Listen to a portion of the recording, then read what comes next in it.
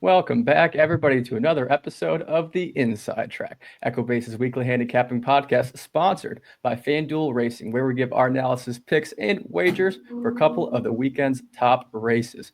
I'm your host, Ben Kudla, and today I welcome back Equibase's national racing analyst, Ellis Starr, on the show to give his thoughts on this year's Preakness Stakes, plus handicapping a couple grade ones out there at Santa Anita for Memorial Day, as well as Equibase's feature race of the week, the Paradise Creek Stakes. And please follow X at UberCapper, as well as check out his handicapping blogs on Keeneland, ABR, AM Wager, and even had a nice article last week on the Pollock Report as well. Ellis, always great to have you on the show to dive into your invaluable insights in our world of horse racing. Thanks, Ben. Thanks. Welcome, everybody. This is a great weekend. We're getting set for summer. Before you know it, the Belmont and the Saratoga Stakes Festival, but this is a really good weekend. They kind of moved a lot of the good races to the Monday card, which we're going to cover, and then Saturday's not bad as well, and coming off a big week of racing last week, of course. Yeah, and here we are, 66% done with the Triple Crown, kind of going to the heart of summer racing here. But, what an amazing final Preakness at Old Hilltop it was. Journalism just delivered an unforgettable performance on Friday. Margie's Intention, a Louisiana bred for the Brad Cox stable with her first Greatest Stakes victory, the Black-Eyed Susan. Awesome Aaron, who was claimed for $40,000 in September last year, won the Grade 3 Pimlico Special. Norm Cassie, by the way, 3 wins from 4 starts last week. So that barn's been on fire. Saturday, Booth extending his win streak to 4, winning the Grade 3 Maryland Sprint Stakes, bobbling at the start, but still impressively went gate to wire. In his last 4 starts, Booth has earned over 111 Equibase speed figure or higher. So Charlene's Dream, a Texas bred for the Ed Moger barn, won the Grade 3 Gallarette Stakes by 3 3/4 lengths, odds at 8-1. Fort Washington had a really nice run to take the Grade 3 Dinner Party Stakes, and 6 years old, he's just still winning graded stakes. I love it. And finally, just what a thrilling Preakness that was on Saturday, with Journalism justifying his odds-on favoritism, edging past the very game Gosker in the final strides to win by half a length. Ellis, what did you think about this year's Preakness? Well, first of all, I thought it was right. The pace was correct. The goal-oriented was going to kind of cede the lead to I forget who, Clever Again on the outside. Clever Again got really tired late, part of that incident where he was sandwiching in Journalism. He wasn't doing it on purpose. He was just going back at the time, but a really good race. And Journalism just showed the heart of a thoroughbred athlete to overcome that. Of course, Rispoli had something to do with it, both good and bad, if you want to say it. I don't think it was bad. Pratt's race riding is race riding. You're going to try and sometimes ride 2 races at once, which Pratt was doing. I didn't know how much horse he thought he had on goal-oriented, but he certainly thought the best thing to do was to keep Journalism in at the same time, which caused, unfortunately, a problem for Journalism, but then he recovered. And it was a tremendous effort to make up that ground. I missed Gosker. I certainly had him in Lexington. I liked him in Lexington a lot. He was the top pick on one of my blogs last week, and I remember I played him in the Keeneland handicapping contest. But I thought he was a little overmatched in this race, but he showed a lot of guts. Oh, he really did. He really did. And, I wholeheartly agree. Journalism was just unreal at the end to cover that ground that he had to make up. But let's just go ahead and watch this race and see what we think. It was a perfect start at the beginning. Everybody very smooth right away. And you'll see Clever Again, the 8 way out there, really, really wants the lead. But Gosker, I think, got the best trip of them all by far. Do you agree with that? Yeah, well, every time you have me on the podcast, and when I write blogs and talk to people, I talk about Saez, and the last 2 years he's been known to be very aggressive, and it's won a lot of races. And being aggressive here just put him in a good position, even though he's going wide. As again, I said, every goal-oriented is going to go. Well, I thought goal-oriented was going to give up the lead, obviously, to Clever Again, because otherwise they get in a suicidal duel, and it's exactly what happened. Almost 23 flat here for the first quarter for Clever Again. That's probably what cost him at the end, because mile and 3/16 is almost like a mile and a quarter, and 23 is pretty fast. But no knock. Saez rode a great race on Gosker here from the beginning, getting him to the 2 path, pretty much 2.5, 3 path, and just, opening up later as they got tired. Yeah. Before he got nailed. And there's your Preakness winner right there on the rail all by himself. with Rispoli over there, and eventually he'll make up some ground on the inside, which is where he'll find some trouble here in the next 16th of a mile. But yeah, Clever again. I mean, I was wrong about that horse. I totally thought he was going to run a lot better than he did, but it's also a big excuse, as we're about to see, of why he did last. 110 for 6 furlongs is a little. It was 110 for 6 furlongs, a little bit quick. So no, I get it. He ran his race. Gosker pushing him didn't help him. And here we go. Here's what everybody's talking about. Journalism, try and yeah. He's angry. He just pushes him out with that shoulder. I mean, you were totally right about Flavian race riding there. No knock. But here at this point, I totally thought Sandman was going to win. And then just journalism just found another gear to just mow Gosker down in those final strides. Wow. And, if you think about it another way, Gosker was, even though he was, relaxed, he was still up to he was only a length through off of 110 for 6 furlongs. And I think it was just enough to take him out late and let journalism go by. But journalism, of course, you got to hand it to him. I mean, he wanted to win the race. He really did. He really did. I mean, just wow, so impressive. Imagine if he won the Derby and then repeated that.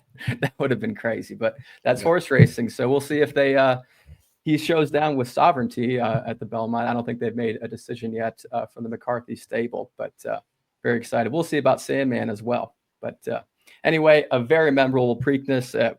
Fantastic. But let's just move on to the handicapping portion of the show. We'll be going over the Grade 1 Gamely Stakes and the Grade 1 Shoemaker Mile Stakes at Santa Anita on the Memorial Day card, as well as the Paradise Creek Stakes on Saturday at Belmont at the Big A. But before we dive into these great races, Preakness might be over, but the Triple Crown savings are still here for just $99. You get a quarterly subscription to Equibase Premium Pass Performances or Race Lens. So get those codes down below on your screen and get the handicapping. But it's a good time to get it too, because the subscription now will get you through most of the Saratoga meet, which is going to be fantastic. Exactly. Now is the time to save. So get that 30% off for just $99. But here we go. The Grade 1 Gamely Stakes, the 7th race in the Memorial Day card at Santa Anita on Monday. Mile and an eighth on the turf for fillies and mares, 3-year-olds and up. Last year's winner was Aniset for trainer Leonard Powell with Umberto Rispoli aboard. She went on to win the Grade 2 Yellow Ribbon Handicap in her next start. Very nice field of 9 here. Ellis, who did you land on? It's a really great race, and I want to talk. I mean, I think 6 horses can win this race pretty much, but I want to talk about Lady Claypool first. And let's just show the video. I think we have this queued up, right?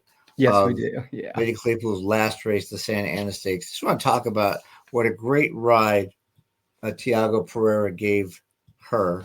I'm missing a page here while you're looking at this, but I know this note. So pick it up about 1:30, and she's number 1. And she's number 1, of course, again here, as a matter of fact. Here it is. Going to be on the rail, and he's going to come off, and he doesn't care at this point. He's going to move up fast on the outside in the yellow cap, 4 to 5 wide is the chart. I think that's about right. And this is what jockeys should do if you think you have a horse, is just lose ground and just don't get in any trouble. And she's just going to mow past them here to win. And a decent field. Mrs. Astor, who runs second, comes back to win the Santa Barbara Stakes. So that flattered Lady Claypool. And she won. You can see the last 100 yards completely under wraps. She's cutting back from 1.25 miles to 1.1 miles, which is fine. And she won 2 in a row before that, 1.1 miles. So Pereira is 3 for 3. She's 3 for her last 3. 2 of those are 1.25 miles. This is stepping up a little bit from Grade 3 to Grade 1 with a 104 Equibase speed figure. But she's got a big kick, and I think she should run really well again from the rail. I mean, there's no knock. She loves Santa Anita now. Those 3 wins in a row all came at Santa Anita, and she lost by a nose 4 back, so even better than that. Before I forget, we talked about this yesterday, but to share with everybody, this is a sentimental note for me, only because I used Lady Claypool on my 9th optional on day 2 at the National Horse Players Championship. And I moved up from about 150th to 34th, which I ended up finally with 34th at the end too. I went from 34th. I got to 30th, and then I bounced back to 34th at the semifinal. But this was the horse I think that really did it for me. So she's got a soft spot in my heart. I also better to win that day, even though I was playing the contest. You're not supposed to. but I did bet a win bet first thing in the morning. I did no idea she'd be 11.5 to 1. So just a really, really good effort. Your Equibase family was very proud of you to hit that as well. And, you know, it is very unlike you to remember certain races like that. Yes, and it is. You, Right. you remembered immediately. And if you move your camera down a little bit, you can see Ellis has got his NHC swag on. That's right. My parting gift. Yeah. Thank you. Anyway, so yeah, but I think she's legit too. She can get the last 8th and 11, which is just really, really cooking. And from the rail, she should do well. The other horse that really has a shot, I think, is No Show Sammy Joe, the 5, with Flavian up. And again, he's riding. I was looking the other day. We'll talk about the Paradise Creek. We'll talk about at the end. He's riding at New York on Saturday. I'm not sure where he is on Sunday, but he's in California on Monday for these big stakes races. And this is a really nice horse that's really made no mistakes. 4 for 7. Her routes have been great. She won 4 in a row, and she lost by a nose in Long Island to end her 2024 campaign by a nose at a mile and 3/8, but she had won a mile and 8 before that. Pratt ridden her twice to the win, and that nose lost in Long Island. Then she takes 5 months off, comes back, and Jenny Wiley at Keeneland. I mean, 5 months into a grade 1, kind of tough. And she doesn't run well at all, but Motion must think she's fine. And I'm not going to argue with him. He's shipping her cross country, and he's getting Pratt to ride. I looked up a stat. We all know how hot Flavian is, but at Santa Anita, the last 5 years, greatest stakes turf routes, 25 for 86. I mean, 30% wins at Santa Anita, and that's when he's riding full time. And then, of course, now he's all over the country. In greatest stakes, you said? And greatest stakes. Turf route greatest stakes at company of all time. 5 years. Yeah, 25 for 86. It's pretty good. Wow. I'll say. Yeah, it's really good. And so Motion gave her a couple of works at Fair Hills before coming in, and she's got a big kick. So she's the other one. She got a 107 Equibase speed figure. So if she runs her best race back to Long Island and Lady Claypool runs the same as she ran in Santa Anita, it's going to be a heck of a race. I say it 3 times because I think it's going to be a heck of a race. No knocks on many of the others. Expensive Queen ran huge in Keeneland in her U.S. debut last month, winning a first level allowance. Johnny ran second, a bunch of trouble. But back to Expensive Queen, we were talking about this yesterday, you and I was just looking up because I don't think Brandon Walsh ships much. Mm-hmm. And I went, this is Race Lens, just all Race Lens. I went and looked, I said, Brandon Walsh, last 5 years in California. And it ends up, he had a bunch of starts total. But Brandon Walsh has started a horse in this race 4 years in a row. All of them shipping in. 2021, second. I'm going to skip 2022 for a second. 2023, fourth, Viareggio. The second was La Signare. And 2024 was third with Forever After All. And then I went and looked at the PPs, which Race Lens allows you to do these races. And if you have that shot, I went and looked at Ocean Road. Well, Ocean Road won a non-winners of one allowance race, April 15th, 2022 at Keeneland, and then won the Gamely. I forgot the odds that day with Rispoli up. So this is an identical pattern, even though the 92 speed figure for Expensive Queen is much lower than the 100 pluses here. I can't disregard the fact that Walsh did this exact same thing in 2022 with an allowance, 1X allowance to a grade 1. So Expensive Queen is my third pick in the race, and that's why I picked her. I want to show that interesting stat for Brendan. And they're both going off of Lasix too in this scenario. So it literally is exactly the same. So there's that pattern. That's interesting. That last 4 years in a row. I mean, going all the way out there for this race. So he wants the win. Well, grade ones are important especially for mares to get a grade 1 in the book when they finally retire. So that's one of the reasons I'm sure he's doing it. Well, there you go. Ellis got the 1-5-6 for the Gamely Stakes, and it's kind of rare that we don't even have a single one. That's we're completely off. We're completely different. So right. I guess that's a good thing. But I guess it shows how wide open this race is. Yeah, I was just about to say that. Yeah, what a great handicapping race. I landed on the 4 Public Assembly. We don't have morning lines yet, but I would assume I'll get a pretty decent price. 4-year-old filly by More Than Ready at a Kitten's Joy Dam for the Phil Diamato stable with Antonio Fresu aboard. For the past month, Fresu and Diamato have been on a tear with 6 wins from their last 13 starts. It's 46%, 69% in the money, 194% positive ROI. Yes, it's just the past month, but they are on fire. This filly just has 6 starts under her belt. but she's continually getting better with every start. She just loves to win.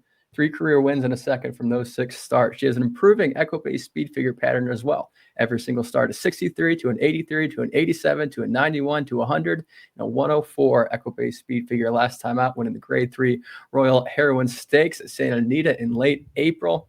This filly did start on the East Coast in the Chad Brown barn. Took her 3 starts to break her maiden. Going a mile and 5/16 to the Kentucky Downs, breaking her maiden. Then runs second in an allowance race at Keeneland. Her next start before the trainer switch out west to Diomato. But I think this filly is just really coming into her own. We've yet to see her full potential. As soon as she got to the Santa Anita turf, it's almost like a different horse. First start for the Diomato barn, she gets a nice win in an AOC, going 1.25 miles on the downhill turf.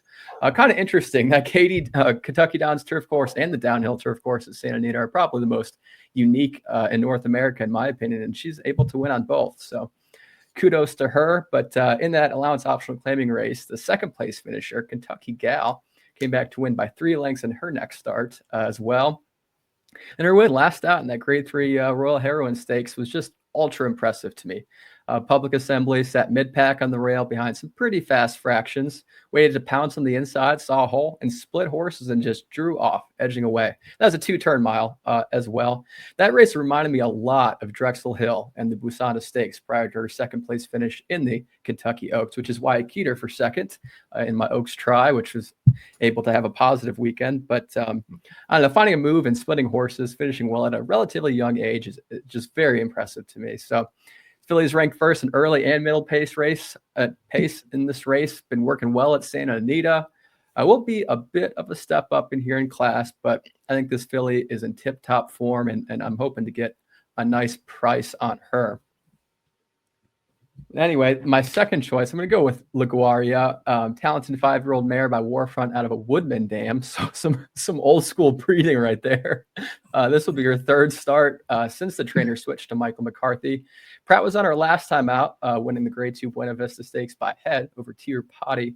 Won the Grade 3 Wilshire in her next start over the 2 Alpha Bella in here. But Umberto Rispoli gets the mount today. The past 3 years, McCarthy and Rispoli with horses who won last time out, went in a 42% clip together, 18 wins from 43 starts, 67% in the money with a positive 47% ROI.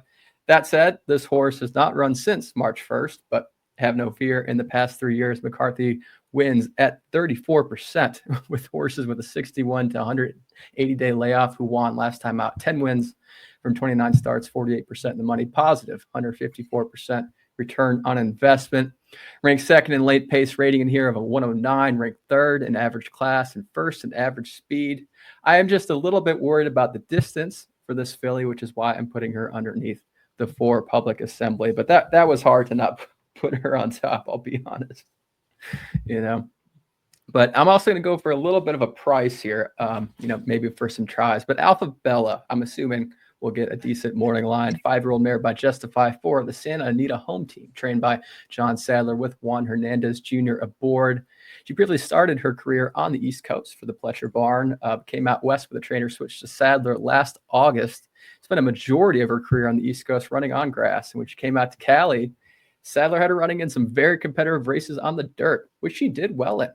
Finished second in the Grade 2 Zenyatta, second in the Grade 3 Bayacoa Stakes, second in the Grade 3 La Canada Stakes. So a very consistent mare.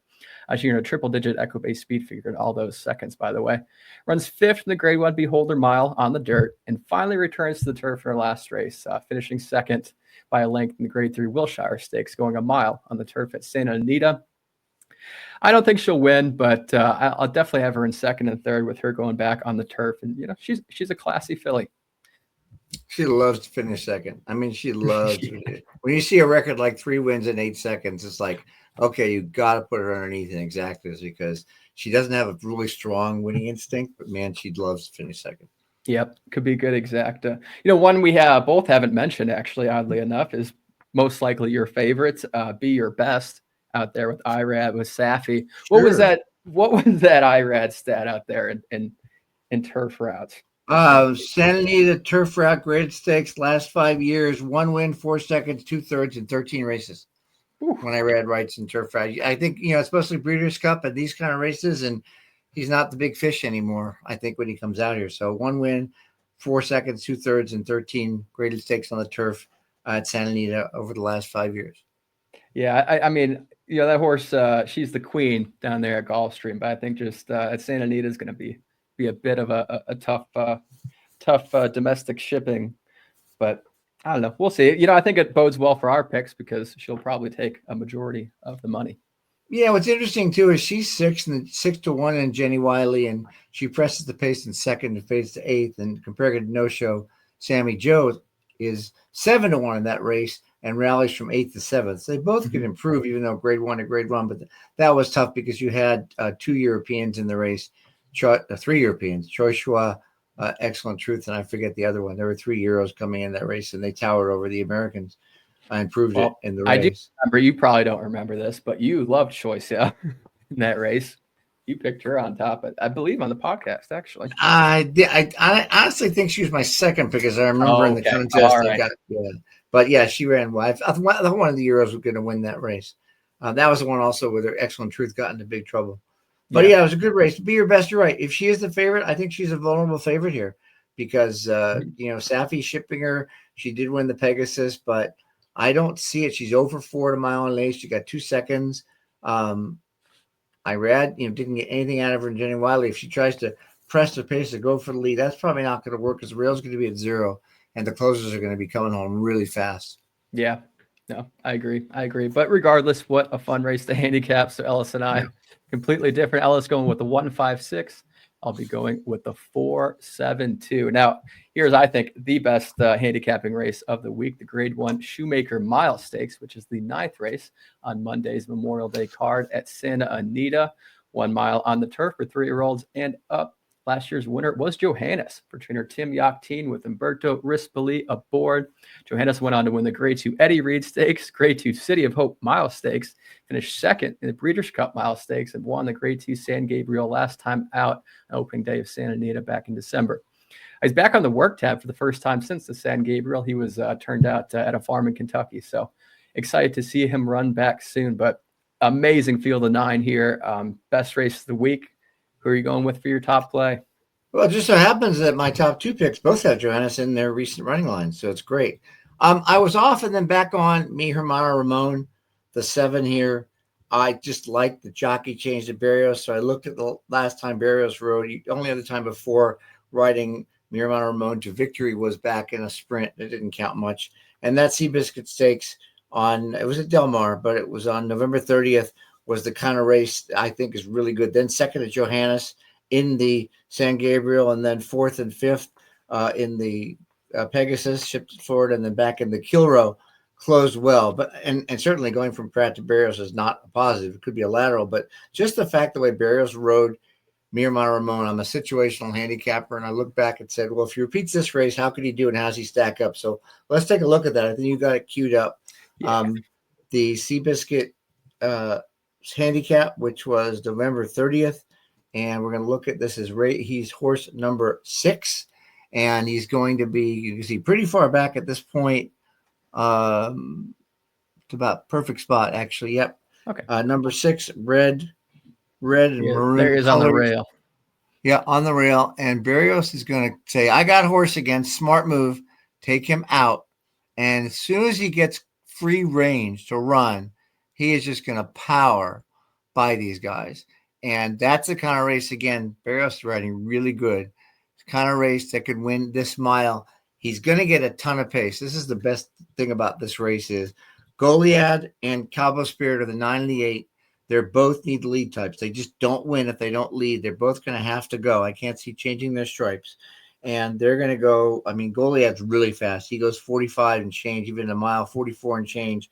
Cabo Spirit can't keep up, but he still can cause some trouble. So the pace is going to be really hot, and if those two are going to get tired late, then Mi Hermano Ramon only has 6 horses to pass in order to win. So he's my top pick because I like that race so much. Seal Team on the rail is another interesting play. He's owned by the same owners, the Basses, as Goliad, and he's trained by Dick Mandel as his Goliad. And so you don't see as much in American racing. We call it a rabbit, for those that don't know, a horse that's meant to make an honest pace or set up a closer. And they could also be looking for a 1-2 punch. I mean, no knock on Goliath. He's won $1.7 million. Yeah. But rabbits don't always benefit just the horse they're supposed to benefit, which means Miramano Ramon gets a fast pace to run out. But SEAL Team also, he ran really well, actually, second in the Thunder Road Stakes with a 116 Equibase speed figure. And before that, went third behind Johannes. Again, we're talking about Johannes' commonality here. He was behind Johannes and me, Hermano Ramon, in the San Gabriel, the 117.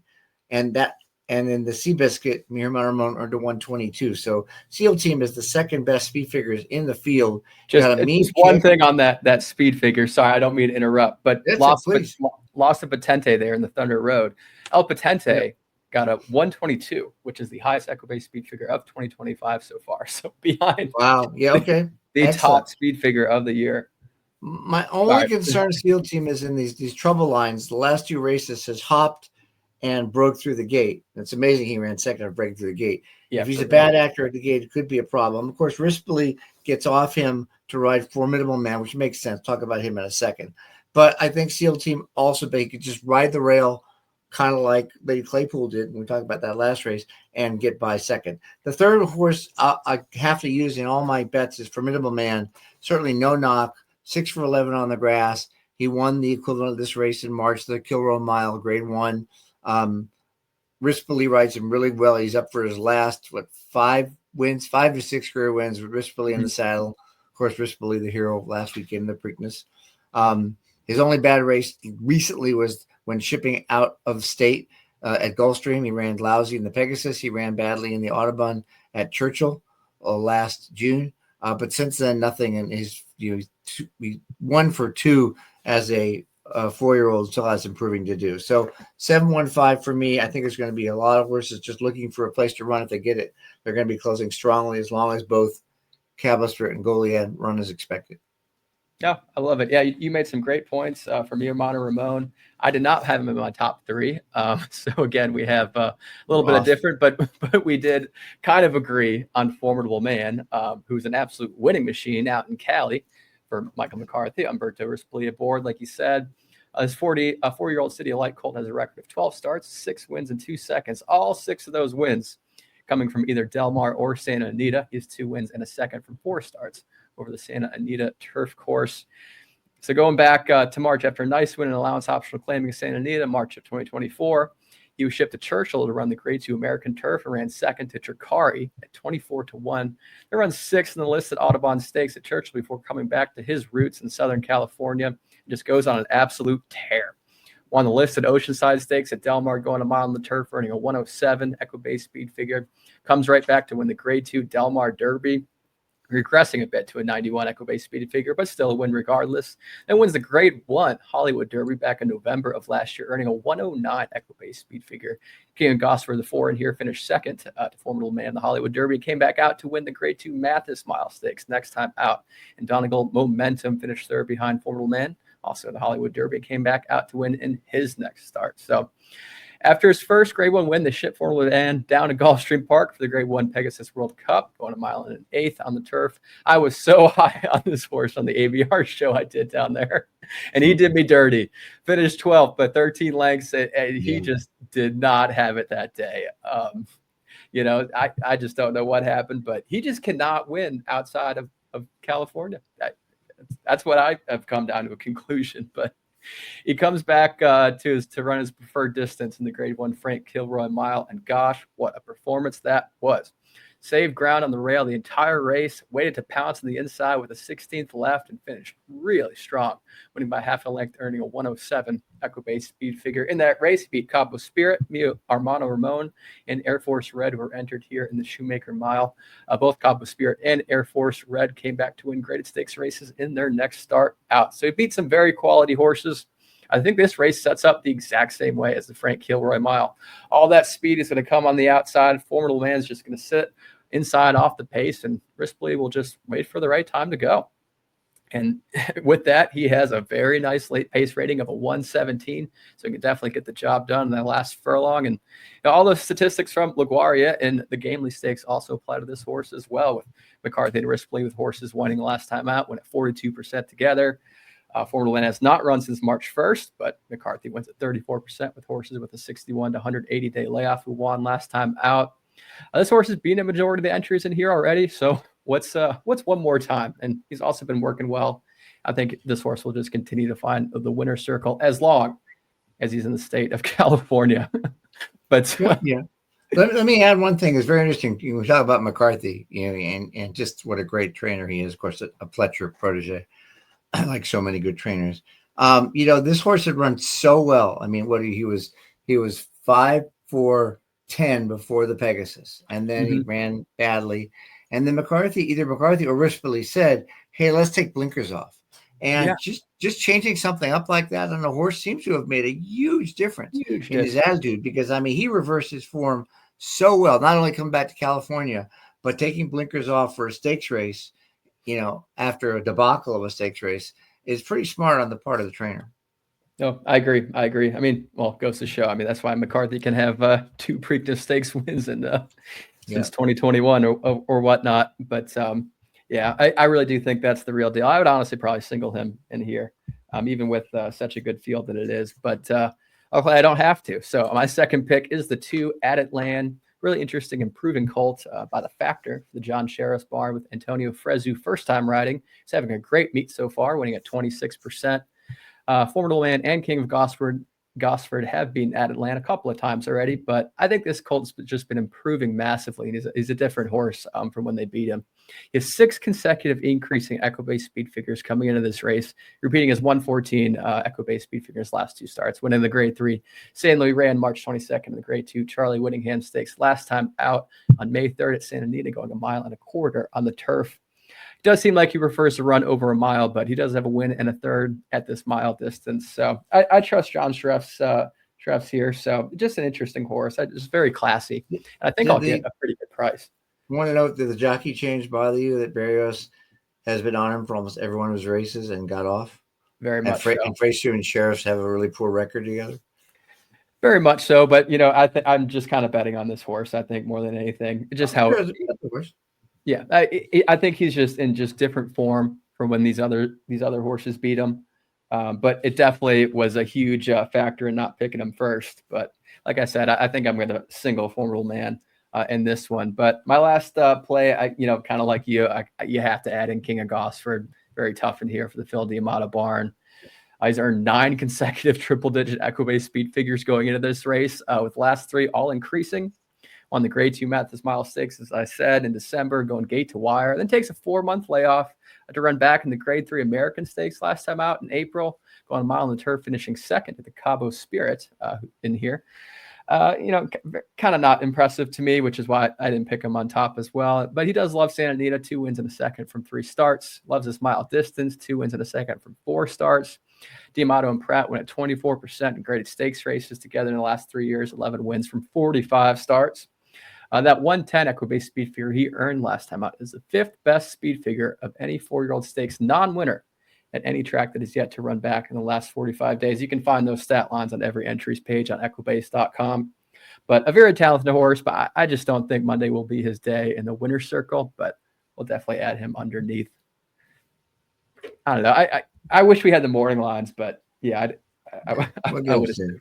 One thing about King Gosford is that he shows up. He may not be as good as these, like you said, but four turf route stakes in a row, he's been first or second. So he's really a good horse. No, you really got to add him. You really got to add him in there. But there you go. So for the Shoemaker Mile Stakes, Ellis is going with 7-1-5. I'm going with 5-2-4. Now we have another race where we differ on, but last but not least, the Paradise Creek Stakes this Saturday, race 10 at Belmont at the Big A. This Equibase's featured race of the week, by the way, so be sure to go to the free section of Equibase.com for free PPs, race analysis, speeding class e-graphs, flashnet, stat lines, and more. The Paradise Creek Stakes. 6 furlongs on the outer turf for 3-year-olds. Last year's winner was Smoky who won by a neck. Odds of 6-1 for trainer Mike Maker with Ramon Vasquez aboard. Another field of 9 here on Saturday in the Paradise Creek. Who is your play? Well, California speed is very tough, and Neil Drysdale rarely ships out of California. He's taking Supersonic Blue out of a win in the John Shear at 6.5 furlongs down the hill. Before that, he won at 6 furlongs on the flat course, and this is 6 on the flat. I just think he guns it, and Pratt, again, will be in New York on Saturday before he goes to California. And so I think that's a big play. Drysdale has got Pratt to ride. They're 1-for-1 together over the last 18 months. He only used him once, and he won. But this horse, like I say, just the speed. He's got the post. There's really no other horse in the race that likes to lead. It might give him trouble, but he comes out of a race in which he ran 22 and 43 and 3, and that was down the hill. But before that on the flat, he ran 44 and 4/10 for the half mile. I think that really just puts everybody else in a position where they either have to press him and get tired or come from way back, and he could be fresh. His last race, Equibase speed figure 96, is the second best last race figure in the field. It's the best last race figure in the field on turf. And again, these are 3-year-olds that are just lightly raced. It's his 4th career start. It's his 3rd start of the year. It's his 2nd start of a 3-month layoff. He should run even better. So top pick, the one Super Swift, second pick here, 2 wins and 3 seconds from 5 sprints, 2 on dirt, 3 on turf. 1 on turf, 4 on dirt.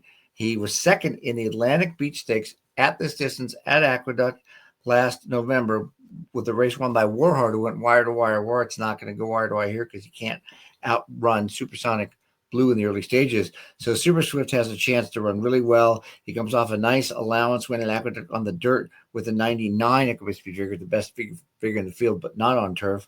And he should get a great trip behind Supersonic Blue. And then for a long shot, 3 flat to demand. I think it'll be double digits, I'm hoping, because he doesn't look that great on paper. 8th and 8th to start his career. I don't know what they were doing with the horse. He tried dirt sprint, 8th beaten 29, tried a turf route, 8th beaten 11, but then he changes trainers to Maker, gets a couple months off, comes back and wins a turf sprint at 6 furlongs at Aqueduct. Now, I want to point out that race on November 15th was 15 days before the race that we talked about, the Atlantic Beach, November 1st. I'm sorry, that's 15 days after. And he got a 82 speed figure in that race, breaking his maiden. So a little shy of what Warhart got in that race, which was a 92, winning the race. But still, this horse could run well. And then he ran all weather and ran lousy. He went in the Palisades at Keeneland, which was taken off the grass when we had those rains. And that's, if you toss a line, draw a line over those 2 races, you only have that turf sprint win there, and it was pretty good. He's going to be double digits. I'm betting $5 or $10 to win on flat to the mat, because when he won an Aqueduct last fall, Dylan Davis was up, and Davis is riding today, and it's Mike Maker. So I'm using him in all my exotics. My picks stay 7-1-3. I love it. No, you made some good points. I definitely like Supersonic Blue as well. But for me, I went with a little different route. I went with the 5 Clock Tower in here, a 3-year-old gelding by Not This Time, trainer Wesley Ward with Junior Alvarado aboard. Last 5 years, Ward and Alvarado went at 43% together in all races. Okay, 6 wins from 14 starts, so I wanted a little bit of a larger sample size. I went all the way back 24 years. Since 1991, Ward and Alvarado have 23 starts together with 7 wins. That's 30%, 52% of the money with a positive 112% return on investment. But back to Clock Tower, started his career on the dirt at Churchill and Saratoga, running 3rd and 2nd in a couple of maiden special weight races, and then broke his maiden first time on the turf, going a mile at Kentucky Downs, drawing off to win by 6.5 lengths in that race back in August of last year. Then he runs 3rd in the Grade 2 Bourbon Stakes at Keeneland, just getting caught at the wire, going a mile in the 16th on the turf, then turns back in distance a little bit, winning the Cecil B. DeMille Stakes, going a mile on the turf, and draws off to win by 2.5 lengths over Scipio. Came back to win back-to-back races, including the Baffle Stakes out there at Santa Anita. Tries the dirt again in the Grade 3 Robert B. Lewis, did not take to that surface. And then last time out, he runs 8th by 7.25 lengths in the Grade 3 Transylvania Stakes at Keeneland, going a mile in the 16th on the turf. Led for a little bit at the top of the stretch and just faded. I think a drop in class puts this turn back in distance is exactly what this gelding needs. On the past 5 years, Ward wins at 31%. The horse is going from turf routes to turf sprints, 10 wins from 32 starts, 47% of the money with a positive 79% ROI. Ward does particularly well in sprints over the track. Past 3 years, he wins at 30% in sprint races at Belmont at the Big A or Aqueduct. 7 wins from 23 starts, 61% in the money. I think we'll honestly get a pretty nice price on this horse. Those running lines showing he lost by a combined 21 lengths in his last 2 starts. But I'm taking a little bit of shot on Ward here, going from routes to sprints. So we'll see what I get on that morning line. I would be a bad morning line guesser. No, I think flat. I think he's a long shot like flat to Demat based on those last 2 races. And look, cutting back is a good thing. Ward does well with it, and he just go back to being a sprinter. And he'll be off the pace for sure this race, because when you cut back like that, you're not going to be up close. You'll probably be, 4th or 5th early, allow him to really get into a rallying mode. I agree. He's not the fastest of the bunch, but he's pretty consistent. Running all mid to upper 80s in his last 3 starts for Equibase speed figures. But I really liked him a lot, especially with Junior aboard, who's been riding amazing, like we did on Sovereignty. But my second choice here is the 4 Assertiveness. Career stakes debut for this colt by Into Mischief, trained by Top Pletcher with Johnny V aboard. I was eased home on career debut after he brushed the gate, and he takes an 8-month layoff. Comes back to win right off the layoff by a nose, going a mile on the turf at Gulfstream and main special weight, earning an 83 Equibase speed figure. Comes back a month later in April, just a month ago, in an allowance race at Keeneland, also going a mile on the turf. I was leading with a 16th left, but was just caught the wire, finished 3rd by a couple lengths, earning an 84 Equibase speed figure. So I think this just could be another horse that could really benefit from this turn back in distance. Over the past year, Pletcher wins at 28%. The horse is going from a route to a sprint, 9 wins from 32 starts with a plus 60% ROI. And then going along with some more Pletcher stats, here's a stat line you can find in the entries page, equibase.com.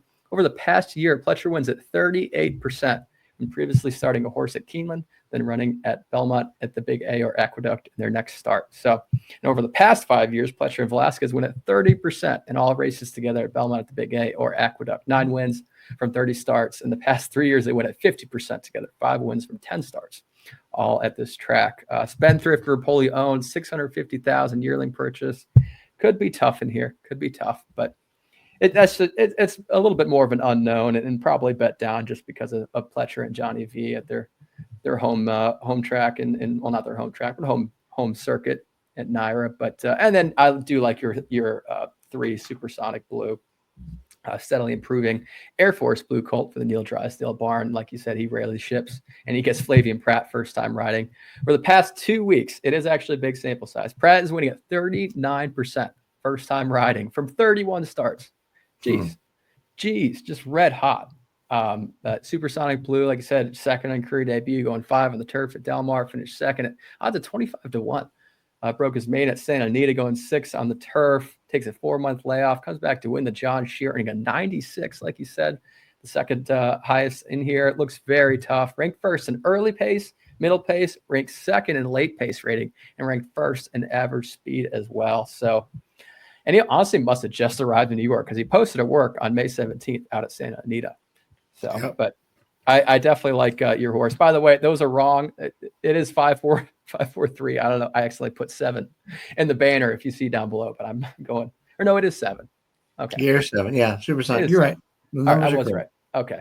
Supersonic. I'm the one that has the 3 is my third. That was it. That was okay. All right. Too many numbers. It's all right. There you go. Ellis is going with a 7-1-3, and I'm going with the 5-4-7 and the Paradise Creek Stakes. So this is all the time we have for today. Thank you very much for watching. Please have a wonderful and safe Memorial Day weekend. Good luck in your wagers, and we'll see you next week. Thanks, everybody.